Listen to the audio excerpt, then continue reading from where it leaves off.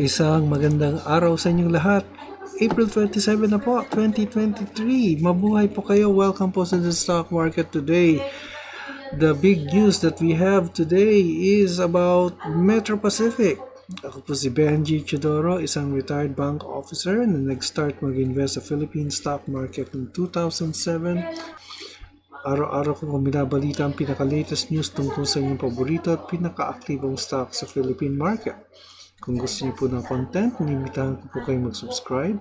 Kung meron po kayong stocks na gusto niyo pa-review o may mga tanong tungkol sa Philippine stock market, i-comment niyo lang po sa comment box at aking prioritize.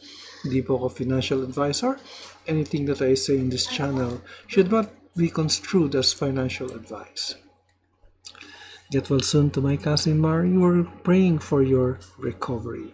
Huwag kayong alis dahil babahagi ko sa inyo ang ating financial headlines at ang resulta ng trading sa ating PSE today, April 27, 2023, dito lamang sa the stock market today.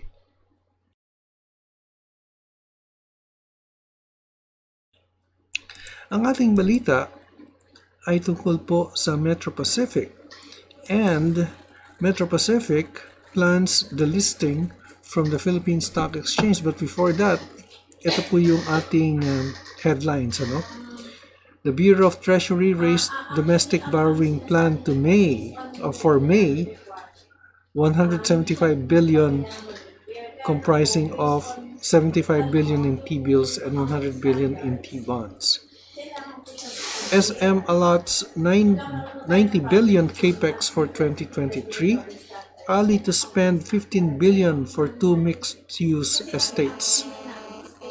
Ito po yung Areza in Batangas and Crossroads in Bulacan. MER seeks to recover 7.98 billion from customers over 12 months. So meron silang under recovery. And then, wala dito si Metro Pacific, pero yan po ang ating main news from the business world. Philippine infrastructure conglomerate Metro Pacific Investments Corp. said on Thursday its top shareholders will offer to buy out minority stockholders and conduct a voluntary delisting from the Philippine Stock Exchange. The company did not provide the reason for the move, but its management has long said its shares were undervalued in the domestic bourse. The tender offer price is $4.63 per share, an 8% premium versus Wednesday's closing price and a price level reached 3.5 years ago. Metro Pacific intends to continue its business as currently conducted, particularly of owning and managing its portfolio of investments, as well as investing in other sectors of the economy. In the Philippines and other parts of Southeast Asia, the company said in a disclosure. Metro Pacific, which has interests in power, water, hospitals, and toll roads, is a unit of First Pacific Company Limited, which is owned by Indonesian tycoon Antony Salim. It is valued at $2.2 billion. So yan po. So mamaya po tingnan po natin si Metro Pacific. And before we proceed, I think I saw some comments in the comment section here. Ang sabi po ni Chito Gomez, good day po. Red, trading halt of MPI due to a tender offer leading to its delisting. Do us investors have a choice? My cost is higher than the tender offer of $4.63. How will we know the value once it is delisted, or is it better to accept the tender offer price and take the hit? Wala ka namang choice doon sa 463 kung yun na yung final tender offer, ha. Kasi po, mag-voluntarily delist yan, and it will be a private company na privately held. So wala kang ibang choice kundi to get the 463. Pero nagtataka lang ako is that your cost is higher than 463. So kailan mo nabili yan? I suppose more than 2 years ago. So, kung titingnan po natin si Metro Pacific, ang pinaka 52-week high niya po is 462. Nag 5 pesos po yan noong 2019. So I suppose you bought it at 2019. So ako'y nag-speculate lang, no? Tapos dito po 698 noong 2017. So nag-speculate lang ako na binili mo yan itong 2019 before it went down on December, and then on March 12 or March 19 nagkaroon po ng pandemya. Yan po, nandyan na po tayo ngayon. Okay, so maraming po salamat Chito Gomez sa inyong tanong. So ang personal take ko lang po dyan, you have no choice but to take it if that is the final offer price. Kasi po, ako po rin po, meron din po Metro Pacific, but I bought it at a lower price naman. Yun po.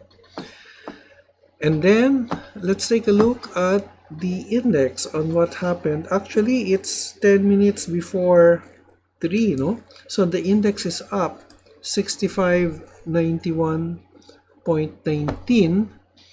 and yung ating most active stocks ay silipin po natin. The most active right now is BDO at 144.40, up 4.64%, followed by Bloom at 1070, Nickel is down 679, and then SM, then followed by GT Cap at 480.60. Ito po yung magbabuy-in sa minority shareholders ng Metro Pacific, si GT Cap. So we'll be back later as the market closes. Don't go away. Okay, we're back. And the index, lagyan muna natin ng indicators. It's up 43.44 points. Nasa 6583.68. So halos moving sideways lang po siya. With the support, I can see at this point here at 6420 or sa 6400 ang pinaka-support po ng ating index. Market activity, siyam na po ang umabante, siyam na po ang umatras, 48 ang hindi nagbago. Ang all-share index ay up 0.48%. Samantalang ang sectoral indices, lahat po ay up except for mining, which is down 2.13%. Ang top gainer sa sectoral indices ay ang financials at 2.21%. Most active stock is BDO, followed by Bloom, Nickel, SM, SMPH. And then, let's take a look at some of the active stocks. So let's take a look at BDO and Bloom, followed by Nickel. Then let's take a look at Merrimart and GT Cap na nag-gain po today at 3.90%. Okay, so let's start with BDO. BDO is another breakout po ito dahil meron po siyang volume dito. 144.60 na po si BDO. Wala po siyang study actually, pero kung titingnan niyo po, yung fundamentals ni BDO is very good kasi yung earnings report niya ay maganda. Nasa 33.55% up from the previous year, 240 billion, and yung first quarter earnings po niya is 16.53 billion. Yan po, 40.44% as compared to the first quarter of last year.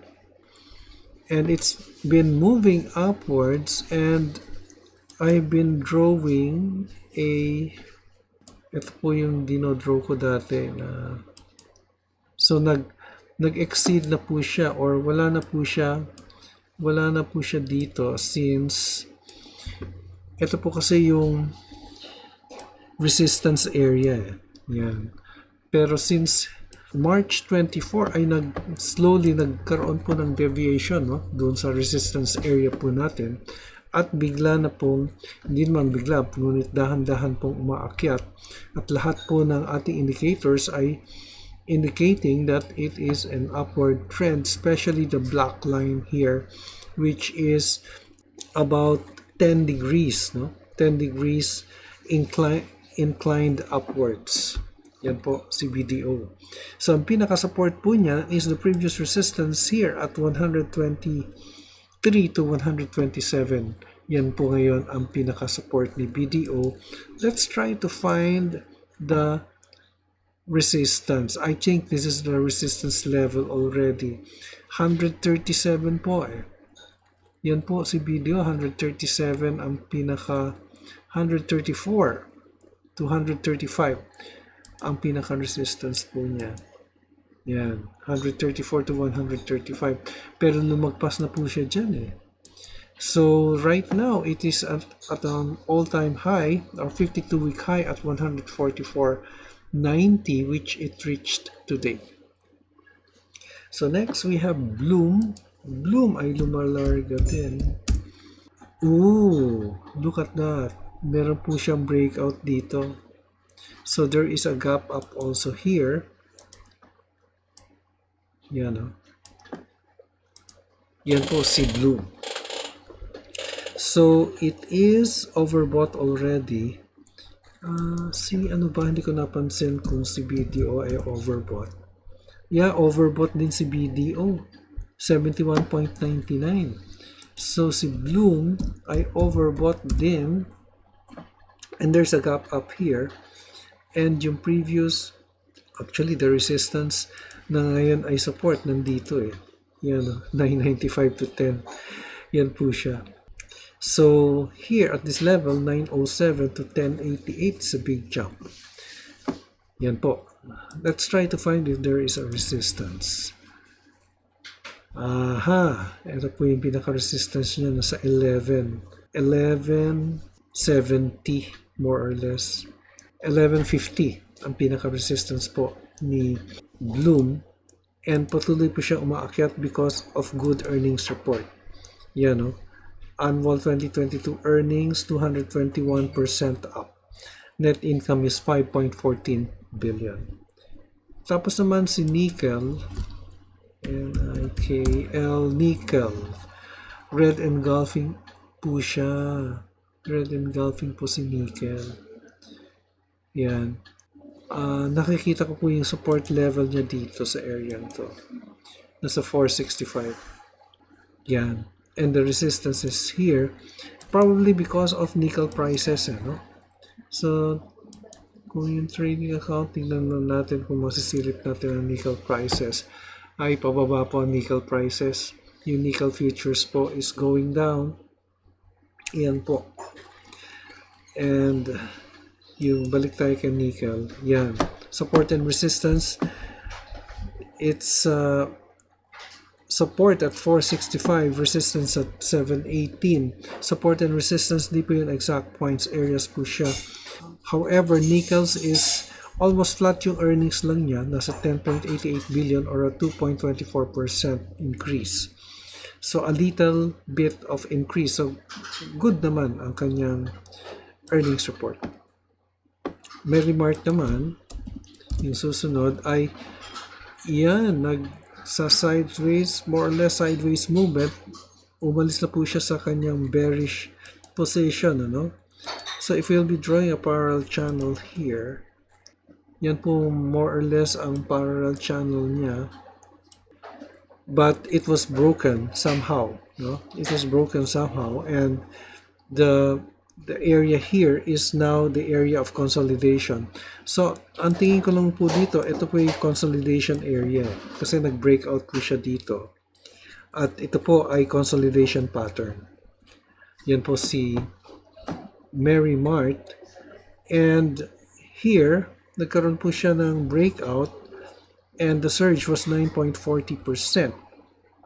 or a 11 centavo increase. So maliit lang po yung presyo niya, 131 from an opening price of 125, no? So yun po si Merrimart. So ang pinaka next resistance level 149, mga 150 po ang next resistance level ni Merrimart. Lagyan natin ng line. Yan, 150. Next resistance level po niya. Finally, si GT Cap. Si GT Cap ay naku, bearish, sideways to bearish. More or less, ito yung nakikita ko dyan a parallel channel na paganyan. So the upper border or the upper channel is 504.40 and the lower channel is 467.50. That would form our support and resistance for GT Cap, which had earnings of 21.73 billion, up 52.51% from the previous year. Yan po ang ating report sa stock market. Ika-27 ng Abril. Ito po si Benji Chidoro. Nagpapaalala, an investment in knowledge pays the best interest. Maraming salamat sa inyong pagtangkilik. Hanggang sa muli. Stay safe. God bless. Bye for now.